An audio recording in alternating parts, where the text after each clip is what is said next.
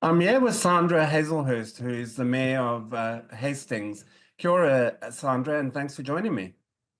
Morning, Andrew. Thank you. It's lovely to be here. Yeah, good to see you again.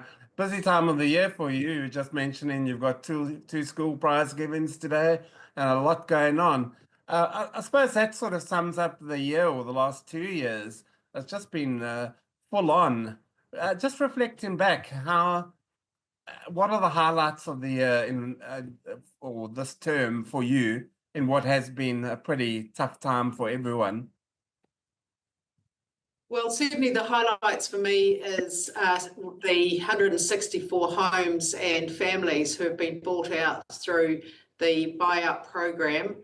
So that means our most vulnerable and the impacted areas have moved on with their lives and have had a buyout process. And it's been really, really hard for the families. And some have been there for 4 and 5 generations. And we've spent the last year, and it's cost us about $45 million for our ratepayers, and the Crown about the same. And but now we know that our community is going to be safe, and future events, which are likely to happen, won't be in the most vulnerable areas. So that is a huge highlight, is having that program completed by Christmas and the families having their buyout and being able to move on with their lives. But most of the recovery work that we have done has been a huge focus for me and for our council. The good construction of the Puketapu Bridge, the Matapedo Bridge, the designs now for the Rissington Bridge, and us being able to get on and rebuild these bridges and for permanent bridges. Working now with the Waikawau Bridge up at Tutera. So there is a lot of work, and then just all of the repairs and the hundreds and 200 slips that have been repaired on Taihape, Brookvale, up on Pātoka and Puketitri, Glengarry roads. All the contractors, civil infrastructure are all out there repairing those roads. So I'm really, really proud of how well we've just got stuck into the recovery and managing the silt,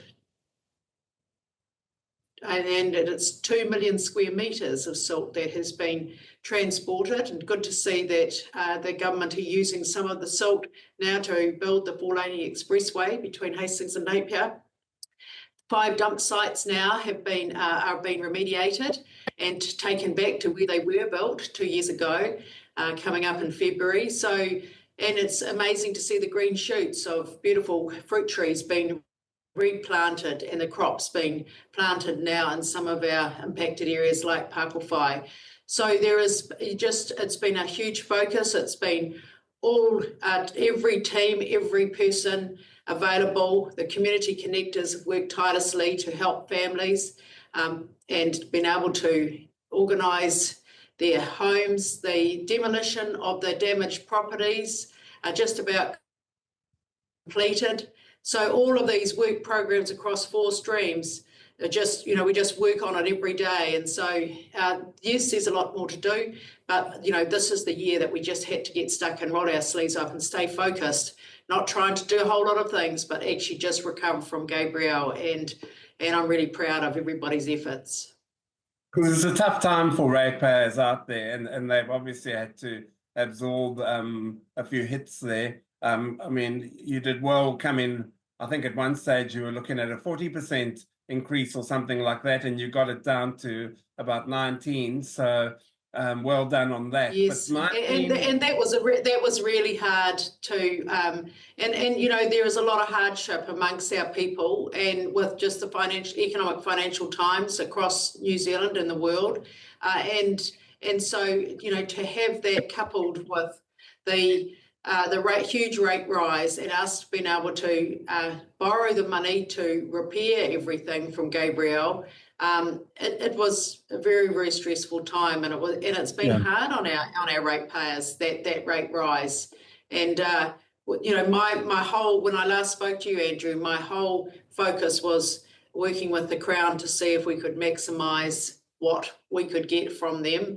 And, we've done probably the best we can. But we're now getting in our 3-year work program for road rebuild for 25, 26, 27. at a good emergency rate. So that's the work that we're doing now. So we're not stopping. We're not just saying that's enough. The government and the minister's allowing us to get this emergency rate and rebuild over 3 years in the future. So it's ongoing, and we just have to keep going. But it's quite hard for our urban community because they don't live with it and see, And so up in Kiruru, the community up there to get to town, to get the kids to school, are taking them an extra hour. The same with Puketapu South.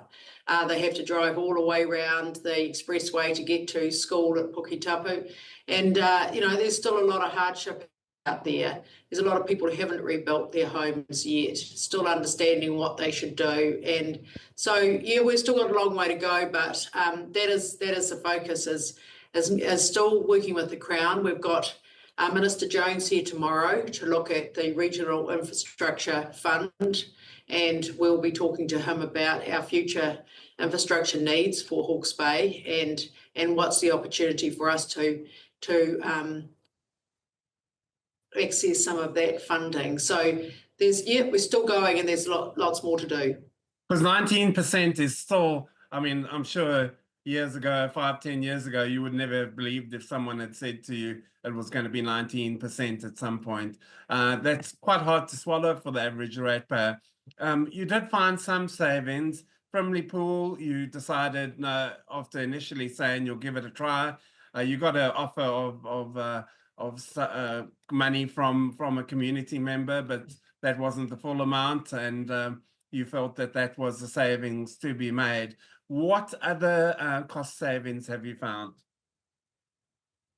So we have targeted our executive team to come up with $2.7 million for this year and next year and the following year to make savings within the organisational structures. And we're pretty much sticking to what is important to us, and that's an infrastructure budget. And so no nice to haves. People come to us all the time with wonderful projects and ideas, but staying focused on what our infrastructure needs for growth. And that's putting 1 kilometre of wastewater treatment plant in from Flaxmere for all the new housing out to the wastewater treatment plant in Clive, and just focusing on managing our infrastructure for new homes and growth in our industrial areas. And that is, and the recovery, and that is what is buying, that is what the people are paying for in their rates, is infrastructure. And next year will be a big year when we talk to our community about Local Waters Done Well and what that looks like for them and for us for the future. So that will be a big focus for us next year. So what are some of the cost savings that the executive have come back to you with to date? So we reduced hours in libraries and galleries and just levels of service, but still want to keep our gardens and our parks, but parks won't be mown as much. And so just reducing levels of service and focusing on capability and staffing in areas which mean our growth areas and our recovery areas. And so that is our big focus in this. So those savings have come across the organisation, but largely in areas of levels of service. But there's more to come. Yes, there's more to come. Yes. And yeah, Karen. And we, because we've had really good funding from the government for eroding, we're hoping that we can reduce our recovery rate this year for next year because we have got some good funding from the Crown, and we'll keep working on that for the infrastructure fund and be talking to Minister Jones about that tomorrow. What sort of things do you think he could offer you? Have you got a list of things that you're going to propose to him that fall into that fund? So our regional priorities are water security, housing, infrastructure for roading, transport, and that's way down to Central Hawke's Bay. So that's State Highway 2 and improvements there, and actually getting the security of funding and budgets. And so But the housing opportunity for us as a region is a big one, enabling us to have more affordable homes and work with the government's new models that they're talking about. So all of these things will be on the table, and we'd be interested just to hear, what. It's not a big fund. We got $188 million for the region through the Provincial Growth Fund, and but it's not that sort of large sum. It's 1.2 billion. So we don't think we're going to have. We just want one region, but we'll be pushing really hard for Hawke's Bay tomorrow.